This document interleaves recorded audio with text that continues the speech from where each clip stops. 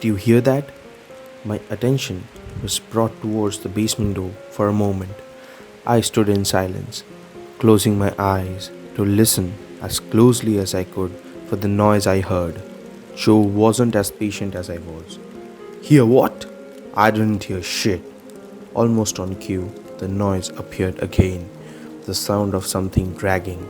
Joe's eyes became as wide as his mouth as he began to back away from the basement door in fear. What the fuck was that? He cried.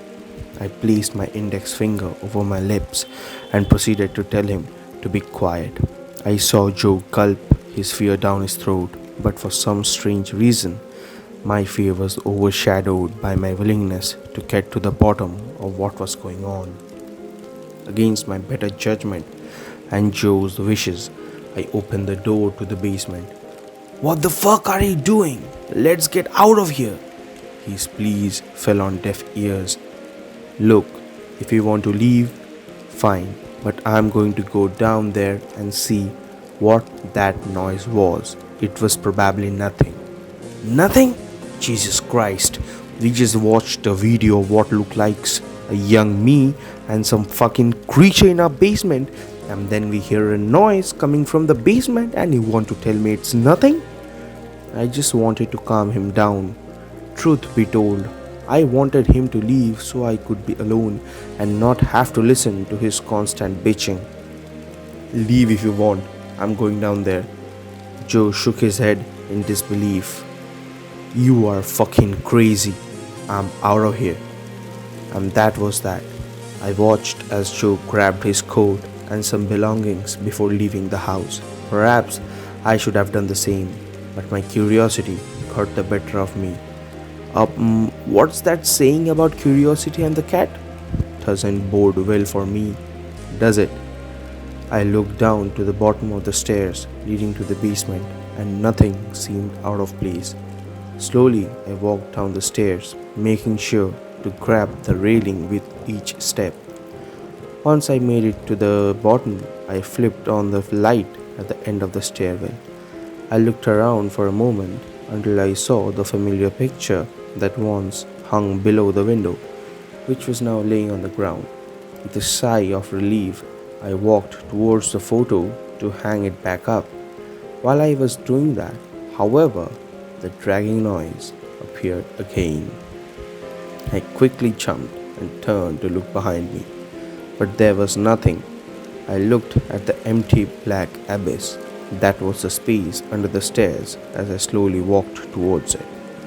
It appeared to be a black hole, and the curiosity was its gravitational pull sucking me in.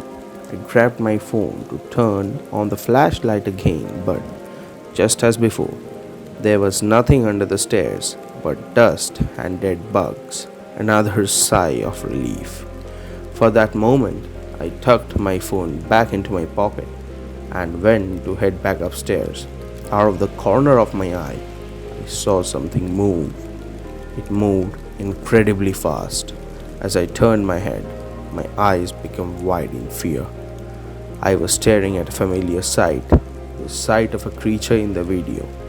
It was taller than I imagined, skinny, lanky, with arms that dragged across the cement. Its neck was long and skinny, but its head was small. Its face had a pair of two dark eyes, practically black, no nose but a smile, which was crooked to the left side of its face. It stood there staring at me as if I were its prey. The creature was letting off a hideous odor that smelled like a mixture of rotten eggs and what I could only describe as roadkill. The creature bent down as I watched as its knees went above its shoulders in a crouched position, which seemed physically impossible. Then again, everything about this seemed impossible. The creature began to sniff around, crawling towards me slowly. Its eyes maintained focus on me while it slowly crawled towards my stoic body. Its head was shaking back and forth uncontrollably as it crawled towards me. I had to make a move. I needed to make a move without hesitation. I bolted up the stairs and slammed the door behind me. I grabbed the box of videotapes, the VCR, and left the home, not looking back. I threw the box of tapes in the back of my Ford Focus and left the driveway as fast as I could. I must have hit every red light on my way out of town. I refused to look back, fearing I did see the creature. In a panic, I grabbed my phone and dialed Joe to talk to him, but the phone kept ringing. "You have reached Joe. Leave a message." God damn it, Joe.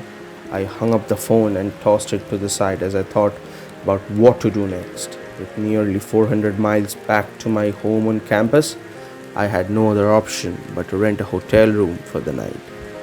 Pulling up to a Motel 8, I booked a room for the night and thought of everything in my head.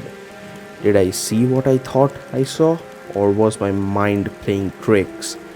How did a creature that size remain hidden while I was down there? I sat on the edge of the hotel bed, still in disbelief.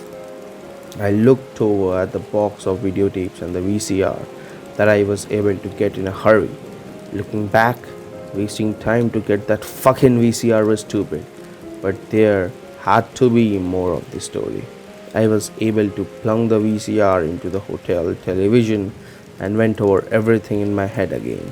Should I watch the next tape, or should I directly go to the authorities? With a deep breath, I inserted the tape and waited to see what was next. The video started out like the last one, only this time there wasn't a boy strapped down into a bed. Instead, the two white dressed individuals stood off to the side with a pad and a pen, jotting down something that I couldn't read. There was a jump cut and my stomach began to turn. The camera was fixated on that creature, which was standing still against the cold cement wall of what looked like my basement. The creature's eyes were closed and its mouth seemed to have disappeared. Its face was completely blank. Suddenly, the eyes opened and the crooked smile appeared on the creature. It did not move, but it seemed to be awake.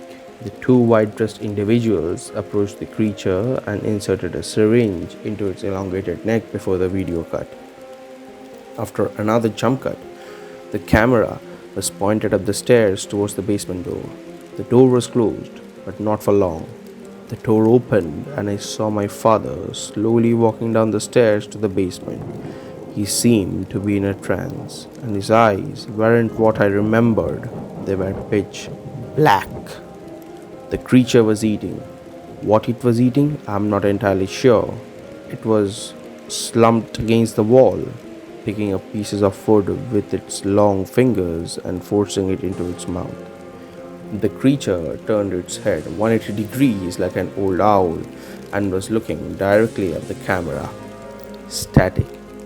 I couldn't contain myself anymore. I got up to my feet and headed to the bathroom, vomiting from what I had just saw. The creature made me physically ill, just by the way it looked and how abnormal it was. Leaning over the toilet, thoughts rushed through my head. What was this creature? Are there more like it? Flush. I flushed my vomit down the toilet and went to get some rest. Everything from that night wore me out, and I could decipher more of the videos tomorrow after a decent night's sleep. I awoke the next morning to the sound of someone knocking on the door to my hotel room. In a groggy daze, I opened the door to see nobody there. When I looked down, I nearly jumped backwards. Sitting on the ground was a single videotape.